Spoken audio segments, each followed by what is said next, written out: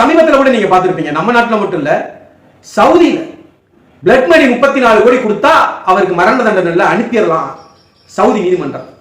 இதுவும் அதே மாதிரிதான், கிட்டத்தட்ட 30 ஆண்டுகள் 2006 நடந்த வழக்கு.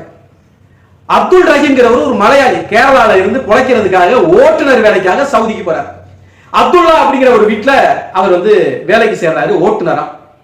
அவருடைய மகன் அனாசி அப்படிங்கிற பையன் அதாவது கழுத்துக்கு கீழே செயல்படாது, மூளை வேலை செய்யும், கண்ணு பார்க்கும், பேசும், கேட்கும், இதெல்லாம் உண்டு. ஆனால் இந்த தொண்டைக்கு கீழே, கழுத்துக்கு கீழே எதுவுமே செயல்படாது. அதற்கு ஒரு கருவியை பொருத்திருக்காங்க, அந்த உறுப்புகள்லாம் இயங்குற மாதிரி.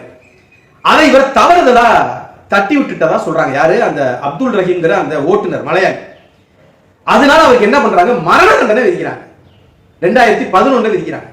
அதற்கு பிறகு அவர் இவ்வளவு நாளா இருக்கிறாரு, தன்னுடைய மரண தண்டனையை ரத்து செய்யணும்னு மேல்முறையீடு செய்யறாரு.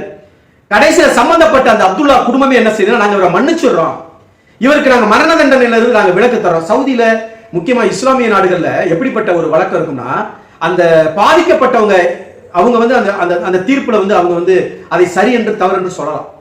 மரண தண்டனை கொடுக்கப்பட்ட ஒருத்தருக்கு வேண்டாம் அப்படின்னு நீதிபதி கிடையாது, அந்த பாதிக்கப்பட்டவங்களே குற்றவாளிக்கு தீர்ப்பை கொடுக்கலாங்கிற மாதிரி இஸ்லாமிய நாடுகள்ல சட்டங்கள் இருக்குது.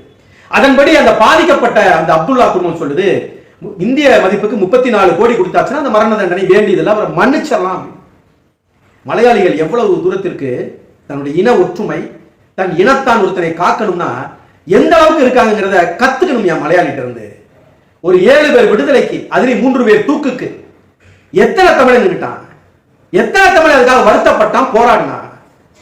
அந்த வரிசையை நீங்க அதோட ஒப்பிட்டு பாத்தீங்கன்னா 34 கோடிய மிக குறுகிய சொற்ப நாட்கள்ல திரள் நிதியாக திரட்டியிருக்காங்க. கிரவுட் ஃபண்ட் யாரு? மலையாளிகள் எல்லாம். நீங்க மலையாளி கிட்ட ஒன்று பார்க்கலாம், நாடெங்கும் இல்ல உலகெங்கும் இருப்பாங்க. நீங்க எந்த நாட்டுக்கு வேணா போங்க, அங்க மலையாளிகளுடைய ஆதிக்கம் இருக்கும். அதை விட முக்கியம், மலையாளிகளுடைய ஒற்றுமை அங்க ஓங்கி ஒழிக்கும்.